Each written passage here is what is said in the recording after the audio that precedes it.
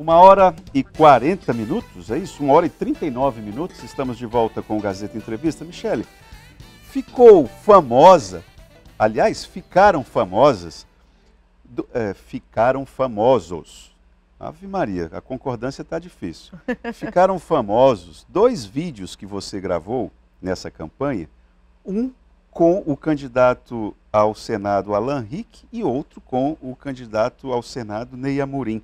Você poderia explicar para nós que às vezes muitas coisas passam despercebido? Você pode até ter dado alguma explicação na campanha, mas muita gente não teve acesso a essa explicação. Acho uma oportunidade importante, porque ficou uma situação um pouco assim, sem uma pessoa meio apressada que olhava aquelas 2 cenas e ficava sem entender. De fato, muita gente não entendeu. Eu até brincava, né? Eu digo, eu estou tentando fazer igual o Gladson, ele tem 2 senadores e eu também. Levei na esportiva. Porque assim, o Alan é um quadro que ele vem de um grupo político meu, muito forte, que apoiava o Alan e pediram para que eu fizesse essa conversa com o senador Alan. E fui fazer a conversa com ele e ficamos de alinhar algumas pautas e alguns assuntos. Ficamos de alinhar, estar juntos e fazer esse alinhamento que eu achei importante. Eu converso com todas as pessoas, tá? Eu até falo para todo mundo, meu grupo é muito plural. Eu tenho pautas que vão desde os grupos de direita até pautas que vão aos grupos de esquerda. E eu acredito que assim a gente representa o total da sociedade. Mas quando eu conversei com o Alan, nós ficamos de sentar e fazer essa nova conversa de alinhamento, e ela não aconteceu. E uma parte muito importante do meu grupo, que já vem me acompanhando no meu eleitorado, aquele eleitorado que acredita mesmo, de fato, que está contigo desde que eu entrei na vereança, eles não quiseram muito bem, não aceitaram muito bem essa minha postura. E quando eu fui conversar com o PDT o PDT pediu para a gente ter um olhar mais carinhoso com relação ao candidato a Senado, Ney Amorim, pelo fato de nós termos um suplente do PDT. E fomos conversar com o Ney abraçou muito mais aquilo que eu tinha para propor. E aí foi nisso que aconteceu. E eu fui mesmo igual o eleitor, digo, deixa eu conversar com esse, vamos com esse. Então, assim, eu até levei na esportiva, mas eu conversei com o meu eleitorado e ele disse, Michele, vamos tentar por aqui. Eu fui, tentei e acabei ficando apoiando aí o senador Ney Amorim. Então, a postura dúbia, ela é verdadeira. Você gravou mesmo pedindo voto para um e gravou para o outro pedindo voto para o outro, é isso? A gente, sim, eu fiz igual o eleitor, ia votar nesse, mas decidi votar nesse. Ia nesse, mas vou nesse. Você é nova, mas é ligeirinha, né? Ô Michele, agora, nós estamos num momento que eu gostaria de que você se posicionasse publicamente em relação à presidência da República. Você vai pedir votos para quem? Você pede votos para o ex-presidente Lula, para o presidente Bolsonaro se reeleger, afinal de contas? Como é que Então, eu falo para... Essa pergunta me fazem muito. Meu eleitorado que me segue ali todo dia, diariamente, ele me faz muito. Eu sou pedetista não por ocasião, eu escolhi fazer parte do PDT. Então, eu sou do PDT do Brizola, o PDT que luta pelo trabalhismo, pela educação, pela saúde, por pautas que elas se assemelham mais ao candidato Lula do que ao candidato Bolsonaro. Eu não sou fã, particularmente, de nenhum dos dois. Votei Ciro Gomes, votei 12. Mas meu PDT, o PDT que eu sigo, que é o PDT de fato de seus princípios e seus valores, declarou que o PDT vai acompanhar o presidente Lula. E eu tenho acompanhado, então, o que a Nacional nos diz e o que os meus princípios e valores se assemelham mais. Acredito que os dois têm pontos positivos e pontos negativos, mas o que eu defendo está mais próximo do Lula, então eu vou de Lula. Boa tarde, Itaã. Com relação à renovação na Assembleia, não sei se a renovação foi de 50%. 12 se reelegeram, deputados estaduais. 3 se reelegeram para deputado federal. 1 concorreu ao Senado. Ganharia se fosse para estadual. 1 não quis concorrer. Ou seja, só tivemos 7 deputados que não se reelegeram. E a CPI dos transportes coletivos, aqui ele fez quem está falando isso é o Farias, ele fez um comentário a respeito da matemática e da ginástica aritmética que ele fez aqui, mas ele pergunta aqui para você, que eu acho que essa é a provocação boa. E a CPI dos transportes coletivos? CPI não trouxe os resultados que você estava calculando, admita. Politicamente falando, a gente teve que ter muita sabedoria e muito equilíbrio, porque ela só aconteceu até o final. Eu não sei se vocês se recordam, o vereador Roberto Duarte tentou colocar a CPI dos transportes públicos e não conseguiu chegar com ela até os finalmente. E para a gente conseguir levar a CPI até lá, teve que ter uma grande flexibilidade no que foi as agendas, as pautas, os convidados. Porque senão a gente não conseguiria chegar até onde a gente chegou. E onde nós chegamos? Nós chegamos num momento que nós conseguimos juntar toda a informação, algo que a gente nunca tinha feito na Câmara Municipal dos Vereadores, trazer os ex-prefeitos, os ex-gestores, e a gente conseguiu mandar para o Ministério Público um relatório, que é um relatório completo sobre tudo aquilo que a gente levantou, principalmente em relação aos trabalhadores do transporte público. O que foi que houve para chegar nessa bola de neve até hoje. Então, a gente conseguiu fazer um compilado de informações, um compilado de perguntas que estão aí postas, e aí a gente vai aguardar a avaliação do Ministério Público para ver até onde vai. Não tive mais pernas para chegar realmente com a resposta correta que a gente precisa, porque a gente precisava de uma auditoria externa, a gente precisava de mais, digamos assim, braços e mãos e pernas do que a presidente que estava lá tentando fazer dar certo. Você avalia que a CPI do transporte coletivo na Câmara, você teve momentos que você se sentiu só ali? Com certeza. Com certeza. Agora, o que te pergunto é, o que você avalia das causas disso? Porque eu, em algumas reportagens aqui da TV Gazeta, eu percebia o esforço de alguns colegas teus na Câmara de Vereadores em não dizer abertamente, eles se esforçavam na diplomacia, porque eles não queriam contribuir, ser o que eles só faltavam falar. Eu não quero ser escada para os interesses políticos da Michele. Então você avalia que a sua forma de atuar, você se projetava muito nas redes sociais, você também não pode se mediocrizar para ficar igual aos seus colegas. Mas você acha que esse seu perfil acabou atrapalhando a sua convivência ali na Câmara? Não, não nesse sentido, mas no sentido de que a gente precisava trabalhar. Eu não quis ser presidente da CPI, me disseram que eu teria que ser, porque não havia outras pessoas querendo realmente regir a presidência. O que eu queria era trazer luz, mas o trazer luz precisa de fato ser combativo e trabalhoso, e eu estava para isso, eu estava para combater, para trabalhar. Recebi ligações de muitos líderes políticos dizendo para a gente não fazer a CPI porque era perigoso, inclusive perigo para a minha vida, e eu disse, não, eu estou aqui, eu vou fazer o que tem que ser feito. E eu acredito que foi esse espírito que muitos não compraram. E acreditaram que foi para questões de sobressair politicamente. Sim. Mas não foi. Só que nessa competição, Itan, que infelizmente acontece individual dentro do parlamento, a gente esquece os interesses do coletivo. E é ela que a gente não tem que esquecer. Eu pelo menos, me nivelo sempre por cima. Eu me nivelo no trabalho, eu não ando puxando tapetes. Então, para as pessoas estarem lá comigo, elas têm que trabalhar bastante. Nem sempre é esse o espírito que tem.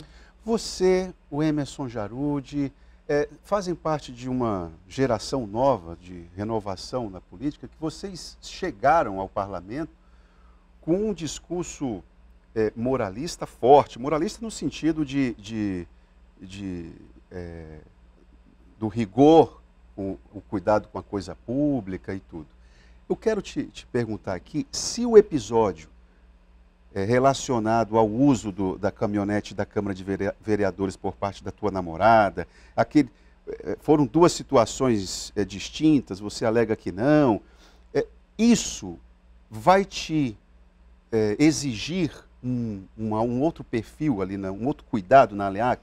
Porque me parece que na ALEAC os olhos são mais, digamos, atentos ali, né? Mais do que na Câmara. Né? Assim, eu acho que meu perfil vai continuar o mesmo, porque sempre fiz com esse rigor, né? E estamos aí... Mas você errou? Você admite que você errou no episódio da caminhonete, não? Depende do ponto de vista. Depende metade do copo cheio, metade do copo vazio. Porque uma coisa é a forma como se vende, outra coisa é o que de fato aconteceu, né? E o que de fato aconteceu não foi o que foi vendido. Então, se você lê o que foi vendido, foi muito bem vendido para que eu tenha errado completamente. Mas eu durmo com a consciência muito tranquila, porque sei que não fiz uso de forma alguma, nem de forma dolosa, nem nada, de nada em relação à questão pública, à coisa pública. Então, nesse sentido, eu tenho minha convicção de que minha consciência está muito tranquila, mas entendo que pelo que foi dito, pela história que foi contada, ela aparenta que eu estou completamente errada e assumo aí a minha parcela de, digamos assim, falta de cuidado. Bom, o teu colega Emerson Jarud já defendeu aqui a ideia de que o parlamentar tem que ser remunerado com salário, com verba de gabinete, verbas indenizatórias. Isso ele vai, digamos assim, relativizar, não sei se ele vai expor isso. Como é que você vai se comportar diante disso? Isso vai ser um problema para você ou isso não? Então, eu acho que nós temos que ter cuidado com a coisa pública, concordo plenamente, não discordo em nada nessa pauta do vereador Jarud, mas talvez por ter um pouco mais de anos, digamos assim, eu entendo que há lutas e há causas que não adianta você fazer aqui. Não adianta eu falar de verba de gabinete municipal, porque é um dinheiro que já está previsto no orçamento, ele não volta para a saúde pública, ele não volta para a educação. Então, são verbas que o executivo ele já vai mandar para lá. O executivo estadual, o governador, ele já vai dar o orçamento para a Assembleia, eu querendo ou não. Então, o que nós temos que fazer, essa mudança que ele pretende, que eu seguiria completamente, como sigo vários outros deputados federais e senadores, é no próprio sistema. Mas tem que começar lá de cima. A gente tem que começar uma mudança total no nosso sistema de parlamento, no nosso sistema legislativo para que isso aconteça. Não vai ser aqui no município ou no estado que a gente vai mudar. Tanto é que eu não viajei, por exemplo. São 2 anos que eu não viajo com a verba lá da Câmara. Quando eu viajo com meu próprio dinheiro, minhas próprias condições. Mas o dinheiro das minhas passagens ele não voltou para os cofres públicos. Ele não vai ser usado para educação, ele não vai ser usado para saúde, ele não vai ser usado para nada. Ele vai ficar lá e se o presidente quiser fazer qualquer outra coisa, ele vai lá e faz. Então é um dinheiro que a gente tem que saber usar. Eu acredito que é isso. No meu gabinete de vereadora, por exemplo, eu tenho assistente social, advogados, pedagogas, eu tenho pessoas e profissionais que eles me ajudam a ser a vereadora que eu sou. Então, ali a gente constrói para a nossa sociedade. E eu não tenho problema nenhum em pagá-los e tê-los lá me assessorando, que eu não sei de tudo, não. Tá certo, muito bom. Deputada Michele, aqui é o Chicão Brígido, nossa liderança ali da Estação Experimental. Parabéns pela sua vitória. Ele não ficou contente com a sua resposta a respeito da questão dos cargos. Ele diz o seguinte: certamente o PDT vai participar do governo indicando cargos. Isso é o que carimba um parlamentar no governo. A pergunta é a seguinte: a senhora vai ou não vai indicar cargos no governo? Pois esse gesto diz muito sobre a sua postura como parlamentar. Então vamos lá, vamos responder. Obrigada aí por ter ficado feliz, Chicão, com a nossa vitória, Chicão. A questão partidária, o PDT, o PDT ele tem cargos no governo, a Michele não tem desde já. Então o PDT hoje já é base do governo, tem cargos, mas a vereadora Michele não possui nenhum. O PDT tem cargos dentro da prefeitura e a vereadora Michele não possui nenhum. Então, apesar de estar dentro do PDT, eu gostaria de deixar claro que a minha postura e os meus valores, eles são com base pedetista, mas eles só seguem, de fato, o PDT naquilo que eu acho que é correto. Então, hoje por hoje, eu não participo desses cargos que o PDT dispõe na base do governo e não fiz conversa nenhuma em relação a isso para o futuro. Nem sequer fui convidada, nem sequer fui falada e nem sequer prometi nada disso para o meu grupo que está comigo. Então, a priori, eu não tenho intenção nenhuma, não procurei, não vou procurar para estar indicando cargos em troca de amizade ou benefício, não.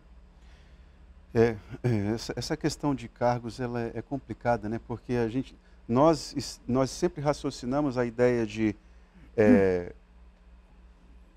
indicou cargos, vendeu a alma para o diabo. Né? É um pouco isso. Tem aqui um comentário, a pessoa não se identificou. Se você pudesse se identificar, eu agradeceria. Boa tarde, Itaã. E por que não falar do ministro da Saúde ser impedido de fazer propaganda a respeito? Isso aqui é algo, ele está falando a respeito da questão da campanha da vacinação. Sinceramente, diante da baixa cobertura vacinal, em função desse problema de nós termos uma ameaça real, né? Já tem casos confirmados de retorno da poliomielite, sinceramente, na minha modesta avaliação, também considero que o Supremo pisou na bola aqui, né? Pisou na bola.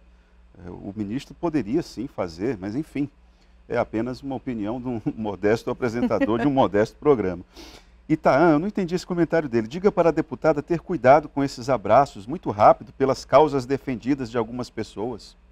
Estava se referindo a respeito dos candidatos Ney Amorim e Alan Rick, será isso? Ah, talvez. Diga para ele que eu já sei, já vou tomar esse cuidado, já aprendi já o que eu tinha que aprender. Ai, ai. Te incomodou o fato de nós não termos segundo turno aqui no Acre? Você acha que mereceria? Que avaliação que você faz? Que leitura que você faz da performance de Gladson, como foi? O Gladson saiu muito gigante, vitorioso, e todo aquele que ganha merece o nosso parabéns, o nosso respeito.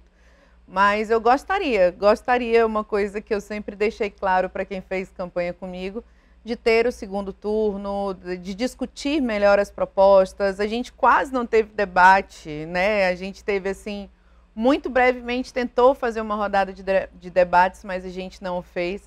Então, sim, eu acho que um segundo turno seria melhor para a população entender, de fato, quais são as pautas e as próximas agendas, os próximos compromissos. A TV Gazeta fez o que pôde. Nós fizemos aqui, o espaço do governador ficou ali vazio, mas, enfim, fizemos o que foi possível. Quase não teve. Teve uns resistentes aí, como vocês, que conseguiram fazer o que foi possível. Bom, Michele, eu queria saber de você o seguinte. Você acompanha a rotina política do Acre, independente, para além de Rio Branco, não é? Você, certamente, a pauta da saúde pública deve estar como prioridade. Com certeza. O que é que o Gladson pode esperar de você? Porque, vou lhe dizer, há 3 semanas, um pedaço do forro ali do Hospital de Sena caiu, matou uma pessoa. Ali já vem de longe, olha, o deputado Alan Rick, já não é de hoje que ele destina emendas para acolá, desde a época do Tião Viana, e a coisa está desse jeito. O que precisa ser feito de forma urgente? Como é que você vai chegar ali na tribuna da ALEAC? O que você vai falar sobre saúde pública? A priori, sobre o caso de Sena, eu acredito que a gente tem que refletir sobre o fato da gente não ter dado muita importância a alguém ter falecido por esse evento, e alguém que não podia se proteger. Então, ele não foi protegido do que estava acontecendo, e a gente precisa lembrar aí que uma família perdeu alguém que amava e um ente querido. E esses são os fatos que me comovem muito. Então, o Gladson pode esperar uma pessoa muito humana, que isso é uma coisa que me faz ser quem eu sou, é ter a empatia com a dor do outro. Eu costumo dizer que eu vivo dentro do sofrimento das pessoas, nas horas que elas mais precisam. Então, eu sou uma médica de urgência e emergência, eu sou uma médica de posto de saúde da periferia. Então, eu convivo muito com a dor do próximo, e isso fala muito comigo, isso fala muito, até politicamente falando. Então, ele vai ter alguém aí falando para ele realmente o que está doendo no povo acreano, e eu espero que ele tenha aí ouvidos para escutar. Você como parlamentar, digamos, tem uma margem mais generosa. O governador, que é responsável pela execução, ele também se apresenta para o público como uma pessoa que sente a dor, mas a responsabilidade pela condução é dele. Eu espero que a liderança ela seja nesse sentido, né, de saber que a última responsabilidade ela é nossa, e essa responsabilidade ele vai ter alguém para estar lembrando ele que ele precisa ter com o nosso povo. É disso que eu estava falando, se ele cuidar da minha gente, a minha gente não é as pessoas que me apoiam, são as pessoas que eu decidi representar. Sim. E aí ele cuidando das pessoas, cuidando da minha gente, do meu povo acreano, ele vai ter aí alguém que vai estar ajudando ele, pode ter certeza. Da minha gente, do meu povo acreano, vem candidatura a governo por aí, não vem, Michele? Se vem eu não sei, mas que eu tô com esse espírito aí, eu tô. Muito obrigado, parabéns pela sua vitória, um bom trabalho lá na ALEAC. Tá bom? Obrigada a você que me trouxe até aqui, obrigada a todos e obrigada àqueles que confiaram no projeto de Gente Cuidando de Gente. Obrigado, Michele. Boa sorte. Vamos para o intervalo, já voltamos com o Gazeta Entrevista.